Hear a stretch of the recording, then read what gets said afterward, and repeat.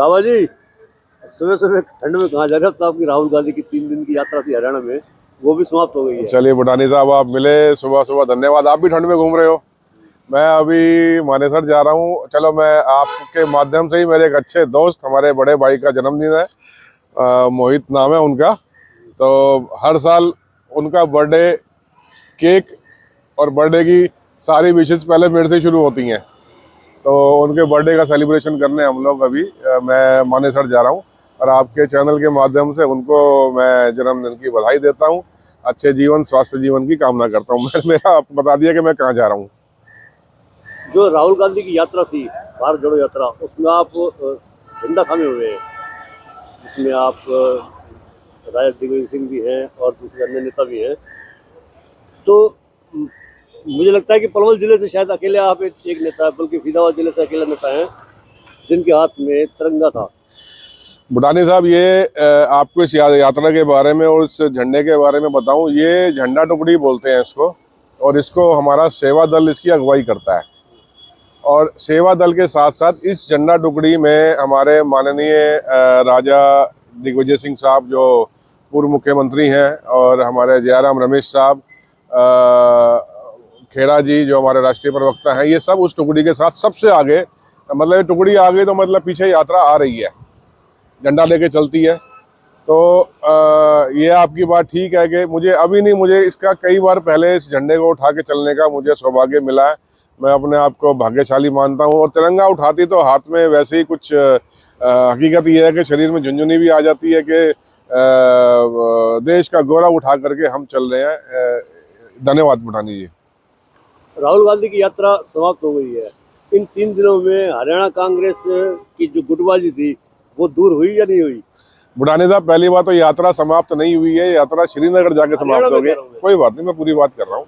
हरियाणा में भी अभी यात्रा को 7-8 दिन का विराम दिया गया है, क्योंकि मेन का है, मैं आपके माध्यम से दर्शकों को बताना चाहता हूँ, हमारे जो कंटेनर चल रहे हैं लगातार, उनमें कुछ दिक्कतें आ रही थी। प्लस उनमें अभी आगे पहाड़ों में जाना है, सर्दी का मौसम है, उन कंटेनरों को उस हिसाब से अभी जरा मैनेज करना, बनाना है, ठीक ठाक करना है।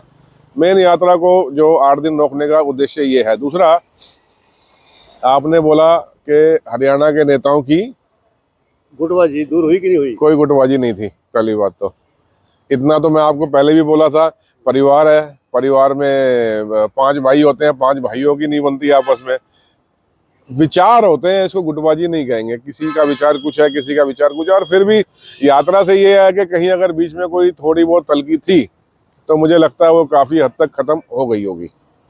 और कोई चर्चा चली हो ना चली हो, राहुल गांधी के बारे में एक चर्चा जरूर चली थी कि आखिर वो क्या सेवन करते हैं, वो क्या ऐसा करते हैं कि जिनको उनकी बॉडी को ठंड नहीं लगती। टी शर्ट में घूम रहे थे।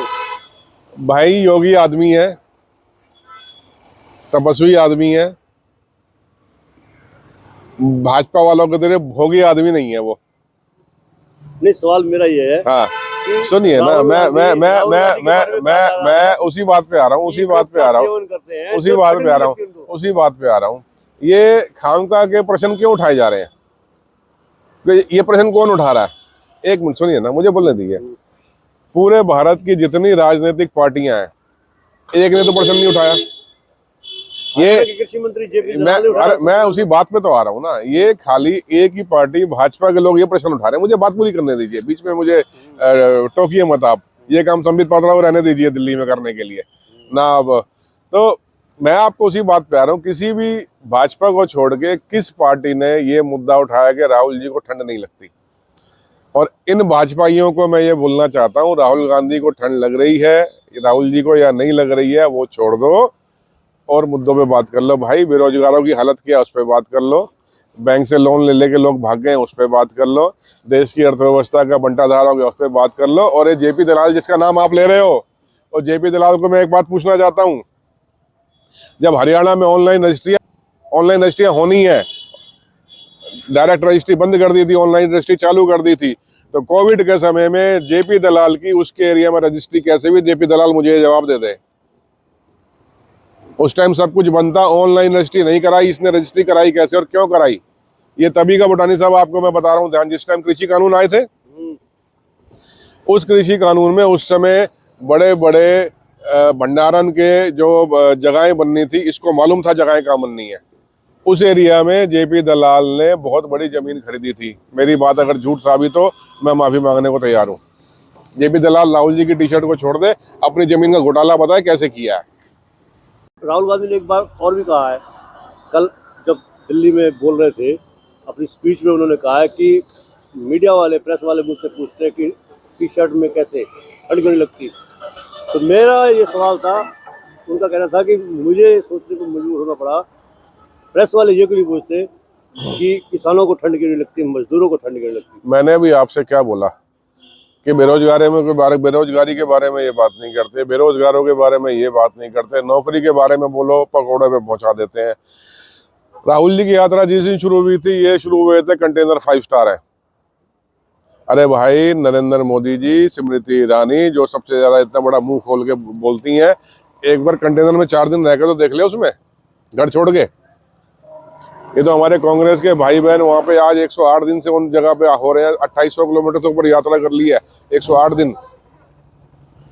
और स्मृति ईरानी का तो बोलना ही बंद हो गया, उसके तो होश उड़े पड़े हैं। अभी वो यहाँ वहां से आके बीच में कोई ना कोई चैलेंज कर जाती है। तो अमेठी से इलेक्शन की बात तो चलो जवाब राहुल जी देंगे, लेकिन अमेठी से अगले इलेक्शन की तैयारी करने में खुद अब वहां जा रहा हूँ।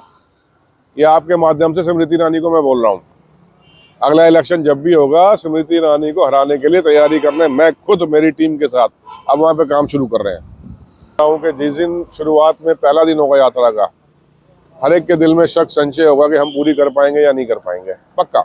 ये एक ह्यूमन नेचर है, ह्यूमन टेंडेंसी है। लेकिन जब 1 दिन, 2 दिन, 3 दिन का लोगों का प्यार, लोगों का नजर आया वहां पे, और उससे सबको जो ऊर्जा मिली, क्योंकि यात्रा में मेरी रोज बात होती है, दिन में 2-4 बार, हमारे लोग भी चल रहे थे, मेरा भी आना जाना बीच में था। जो ऊर्जा का संचार होना शुरू हुआ ना, तब राहुल जी ने बोला कि आपकी ताकत से, आपके प्यार से हमने ये यात्रा पूरी की है। और वाकई में आप भी यात्रा में 1 दिन रहे हैं बीच में, आपने भीड़ नहीं देखी क्या? ये भीड़ पैसे की आई हुई है? ये भीड़ अपने आप आ रही है, झलक पाने के लिए आ रही है।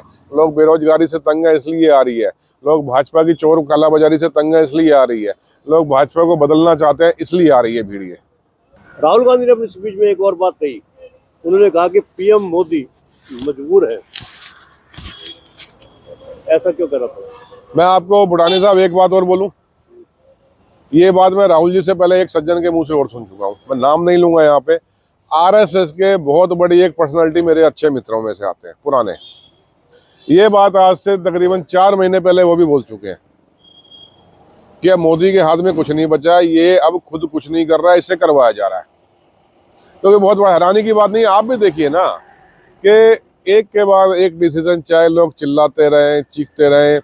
अगर आपने किसानों का डिसीजन लेना है, किसानों से बात नहीं करते। लेबर लॉस चेंज करने हैं, आप लेबर यूनियन से बात नहीं करते। आपने जितनी भी हिंदुस्तान में डिफेंस की यूनिट्स थी, उनको आपने कॉरपोरेशन बना दिया, पहले सरकार के अंडर थी, आप डिफेंस वालों से बात नहीं करते। आपको एक ही बात है, इनको एक ही बात आती है, जिसमें ये पीएचडी कर चुके हैं।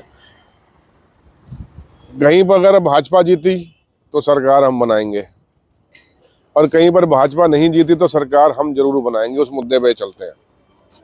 आप देखिए, कोविड से पहले मध्य प्रदेश की सरकार गिरा दी, और जिस दिन मध्य प्रदेश की सरकार गिराई, अगले दिन यहाँ पे पूरा कोविड का जितना भी कानून था लागू कर दिया।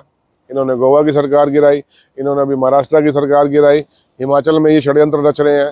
तो इससे लोकतंत्र नहीं चलता है, लोकतंत्र नहीं चलता है। अरे छापे पड़वाने हैं ईडी के, अपने यहाँ एक आदमी का छापा पड़वा के दिखाओ तो हमें तो। और ये हंस लो, ये लोगों को भी बता रहा हूँ मैं, ये भारत की वो जनता जो हमारे ऊपर आज हंसती है, हमको कांग्रेसी होने पर चढ़ाती है, उनको ये समझ नहीं आ रहा वो अपने और अपने बच्चों के लिए क्या खो रहे हैं और क्या खराब कर रहे हैं। और उनको समझ जब आएगा जब वो बहुत कुछ खराब तो कर चुके हैं, वो सब कुछ बर्बाद कर देंगे। इसका सबसे बड़ा ज्वलंत उदाहरण देता हूं मैं आपको कि अडानी, हम लगातार बोलते हैं कि 2 हाथों में सारी संपत्ति मत दो। अब भाजपा की सरकार जैसे गई हिमाचल से, और अडानी ने अपने दोनों प्लांट बंद कर दिए। आपसे मेरी 3 दिन पहले भी चर्चा हुई थी। मोनोपोली का यही नुकसान है, 2 ही हाथों में सब कुछ देने का यही नुकसान है कि उनका जब मन करेगा वो अपने उद्योग चलाएंगे, जब मन करेगा तब कालाबाजारी करेंगे, जब मन करेगा वो उसके रेट बढ़ाएंगे और जब मन करेगा बंद कर देंगे। और भाजपा ये नुकसान भारत की संपत्ति का, भारत के देश के टैक्स पेयर के पैसे का कर चुकी है और इसमें कोई शक नहीं है। नरेंद्र मोदी अब किसी अपने काबू में है ही नहीं, ऊपर से कोई ना कोई ताकतें उनको चला रही हैं।